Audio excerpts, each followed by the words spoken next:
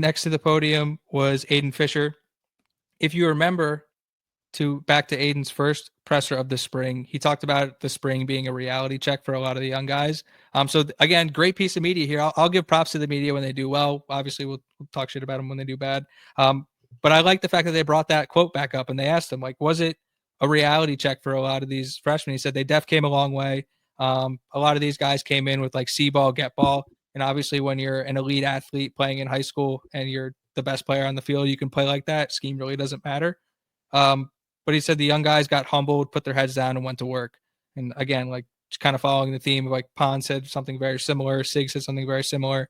It's like these guys came in with a different attitude, but like everybody wants the same thing. Everybody's here to work. Yeah, everyone's trying to win and get to the league because you don't get to the league if your team's going 5-7. Period. It just doesn't happen. So, there might be some SEC people in the chat that are beg to differ. Oh yeah, okay, right. Yeah, maybe one guy can come in. They asked Fisher about Roe Hardy. Team is not going to the league unless you're winning 8+ games. They asked Fisher about Roe Hardy, and he had a very Brad Loomis type response. He said the ball just finds that dude. He said, I don't know what it's like. I don't know what it is. I don't know. I don't know. It actually, literally, I was having flashbacks to your Roe where you're like, I don't know what he just makes the best play. Like, I don't get it. Like, he's just the best player. Like he just comes out there and he's just the best player ever. Like he's just always where the ball is. And I don't know how he does it. Like, is he baiting these guys? Is he that savvy? Like, how do you get a pick six on your third college snap? Like, didn't he do that? Like, it's insane. And then he said specifically on Hardy that he did something every day to get better. Yeah. Special player. They asked Fisher about his role during the spring game because obviously it's different for him to not be playing. He said it was uncomfortable, but you sometimes have to be in positions where you're uncomfortable. But he said it forced him to lock in because he knows like he wanted to be able to like give feedback on every play, like be engaged with the guys and see how the young guys played and watch the linebackers on each snap. And like that is the leader of your football team. Like he's affecting the game, even though he can't be in the game. And it's just like, if you just want to know who Aiden Fisher is as a person, as a leader, like there's your quote right there. Like he's just to be around, to be supportive, like no matter what's happening. That's the type of kid he is. They asked him last year versus now. Again, the question they asked everybody. He said they're much farther along this year. High-level players playing confident and fast, and they've gotten a lot better this spring. He talked about having a growth mindset with Mikhail, kind of the two of them going in, watching games, being able to, okay, here's what I'm seeing from my end, here's what he's seeing from his end, and then be like, Aiden can then help Mikhail tell the line, like kind of what different things from the offensive line mean. Mikhail can relay information back to Aiden, and there's just a greater like reach of communication. The closeness, the ability to communicate, the fact that these guys just work together all of the time. Like it's all of the notes you want to see from a team, not just from a group of individual talented players, but a team. Like these guys hit it, dude. Like these guys hit it. Period. Tell me something I don't know. I won't. They asked Aiden if he was comfortable. Like it didn't matter who he was lining up next to, and he said he's comfortable lining up next to anyone on the team. It doesn't matter. He's like he believes in Coach Haynes. He believes in the guys Coach Sig puts on the team. And so if you're lining up next to him, he's comfortable with it. Yeah, 100%. Love that. Love that mindset. Just open up. That's what I do. I just trust Sig. He does stuff. Guys leave. Guys come in. It's just like I just assume we're doing the right things, and it passes the eye test and the smell test and the taste test and the field test and all the sensory tests. So until we year 2 jump, need to see it. I mean, it's just yeah.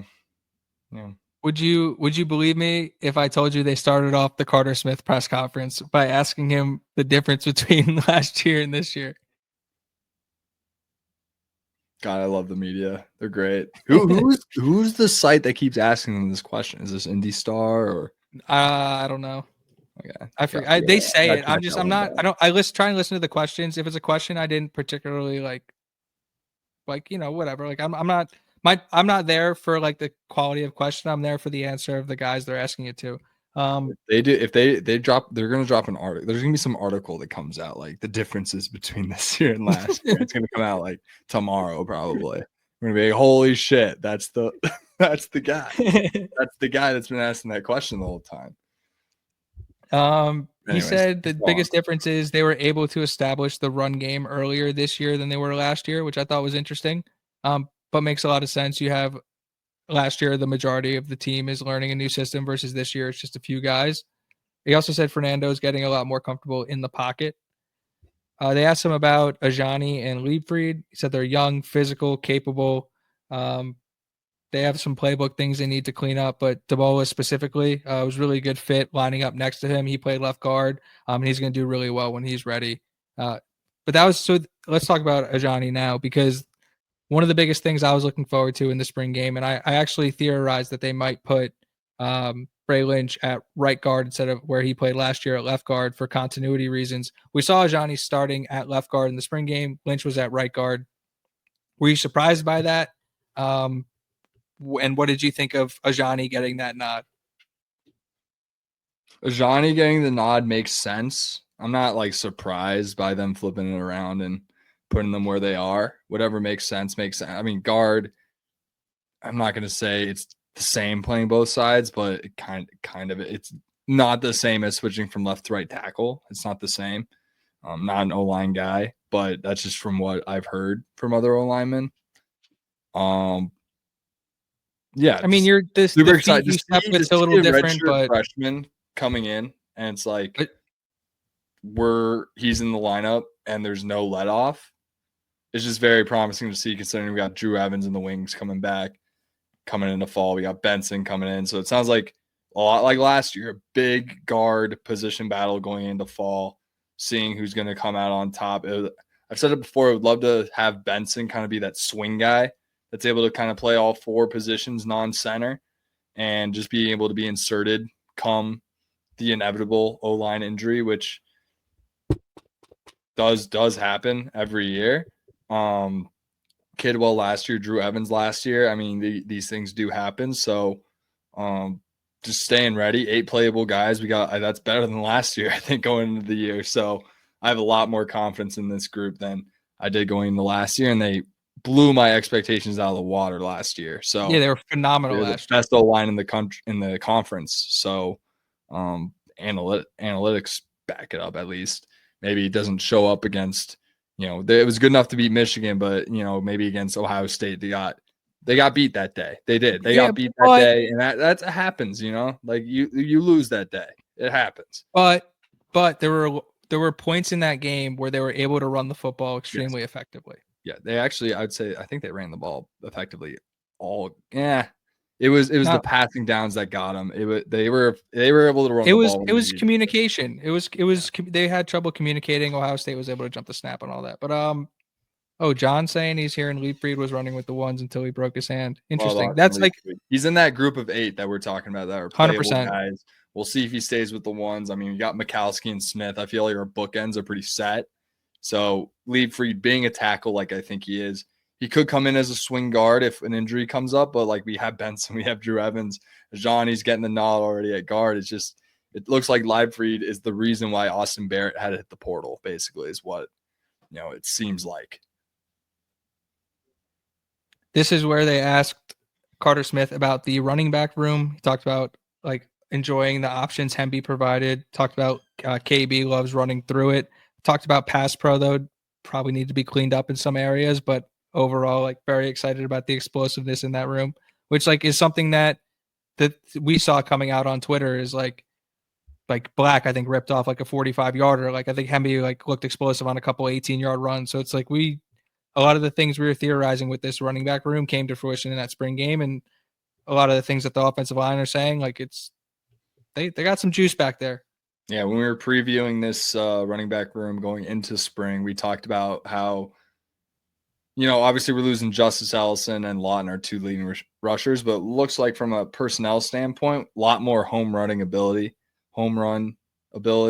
finishing the runs, scoring, explosiveness. It all kind of ties in together of what we've pictured this running back room being, and sounds like they're getting all the praise that we thought they would. in that regard, at least. Absolutely. They asked him what his thoughts on Coogan were. He said he's comfortable with the calls now. Communication with Fernando Mendoza is getting a lot better as well. They asked him how his spring was, and I thought this was interesting. He said he may have regressed in some spots, and he's going to work hard to get better. Who said that? Coogan? Carter Smith said that. Regressed. Yeah, I don't know what that meant. He's being hard on himself. He's being like very hard on himself. Yeah. Which I like. I like guys being hard on themselves, but I didn't Brad Loomis unhealthy way. Like, yeah, like not. Yeah, no, I know where he's regressed. I don't like like the word regressed though. Yeah, it's just maybe Kamara took a big jump up and he's not able to handle him as much because that's the battle in practice is Kamara versus Carter Smith. Yeah, I don't really like that lingo. He's using. I really don't. But I think I know where his head's at. I think he's being hard on himself and that he needs to get better. I'm also gonna go out on a limb and say if Carter Smith was in like if there was like real regression there, like it'd be DEFCON 7 in the Indiana like coaches room. Like they'd be scrambling to figure something out if they felt like left tackle was a problem. I'm going out on a limb and saying not an issue at all. I think it's just Carter being very hard on himself. Yeah, I don't see Carter Smith getting replaced. No, I don't see that happening. And then I think this is actually the worst question of the day. Somebody asked him the same question that they started the presser with. They asked him like what change, like differences between last year and this year. And he said he's just like last year, like they had a really great culture, but he feels like this year they had a great culture too. Like, how do you answer that question twice? He didn't do a very good job answering that question. He literally just answered it with something that stayed the same. He didn't. Yeah. He didn't answer it. He did. He failed. He failed that question. He just didn't. If I got that question 5 times in the same press conference, I'd probably ignore it. Ignore it too. What changed? What did change? We got a lot better. A lot more talent, I guess. I don't. Yeah. It's nice seeing Fisher being the one that's like, hey, I do think we're further along than spring, which is probably what should happen considering it's a lot of people's third camp with Cignetti as opposed to their first, like it was last year for everyone, basically. Mm-hmm. So, you would expect that, but it sounds like the way they were saying it was in a way where it's like, yeah, we're better than we were. You can tell I don't want to say that, but from what it seems like they're being told, obviously, like, be respectful. Don't be arrogant. Don't be a dick up there. Like, you can't go up there and be like, yeah, we're fucking sick. Like, we're a lot better than we were last year and we're going to die. It's like they're towing the line and being like, yeah, we're kind of gross. Like, we're kind of nasty. We can say that. Me and you can say that. Like, yeah, these guys look fucking legit this year. They're mean, nasty, physical. They hit hard. They run fast. They run crisp routes. They're explosive. They have a good quarterback. They're well coached. Like they're a damn good football team. I'll say it for them. But if you're a Carter Smith, if you're an Aiden Fisher, one of the front-facing leaders of this football team, you can't be like, fuck you. Like you have to be respectful. Yeah, 100%.